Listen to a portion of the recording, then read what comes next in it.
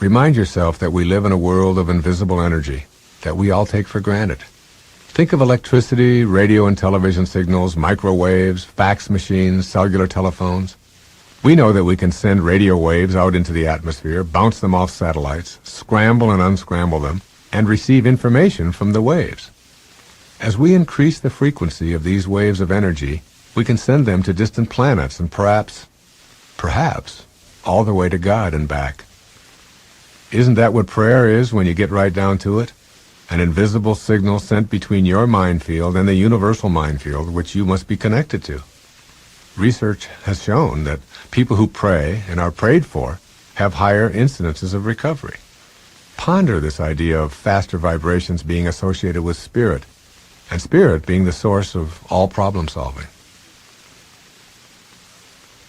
When you live persistently and permanently in the lower vibrational frequencies of material consciousness, you are not able to participate in the realm of transcendent ideas, insight, knowing, and pure creativity.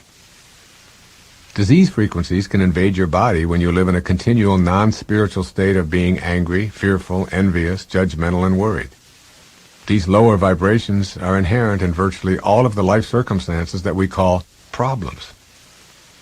The emotional states of fear, worry, anger, envy, greed, jealousy, guilt, and hatred are the lower frequency reactions that we implement in response to the circumstances and events of our lives. It is only when you elect to move beyond those slower, lower energy vibrations that you will eliminate problems that are associated with the material world of the senses.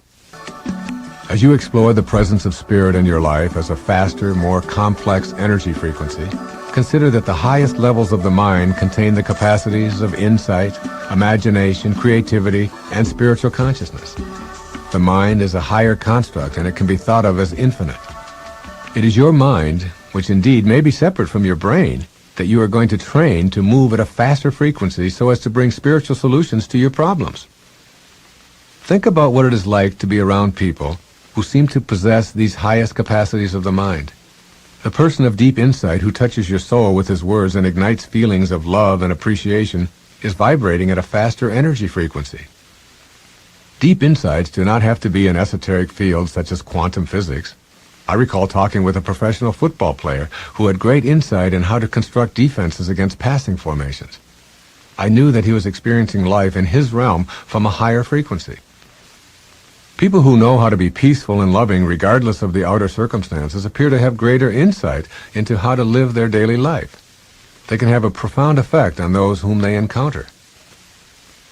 I've always loved the way a great Indian saint of the 19th and early 20th centuries responded to his devotees when they asked him how they could rid themselves of their lower energies.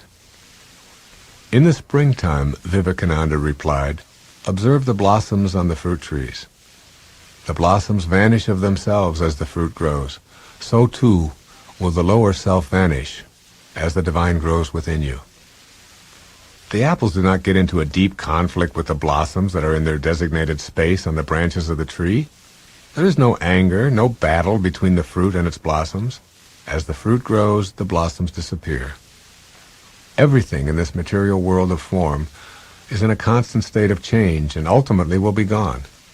But there is also the world of the changeless that we call God. And it is this unchanging spirit that will transform those things that you call problems. The cast of characters that create the illusory problems include fear, worry, guilt, vanity, anger, envy, greed, gossip, hypocrisy, hate, shame, jealousy, and particularly self-centeredness. You know when they are present, and you know how you feel when you allow them in your daily life. This leads us to the final awareness, and that is that you can negotiate the presence of factors in your life to increase your frequency of vibrations. It is the fear of being divine that most often interferes with bringing spiritual energies into one's life. In order to be able to commune with the divine, you must be tuned into that frequency. You cannot tune into an FM radio station while you have the setting on AM. Certainly the higher frequencies of FM are out there playing away, but if you're not tuned into them, you will conclude that they're unavailable. When you concentrate on these ways of being in your life, you begin the process of changing from one energy form to another. and you discontinue giving energy to the things you don't want or believe in your own heart. A spiritual solution truly awaits everything you will ever think of as a problem.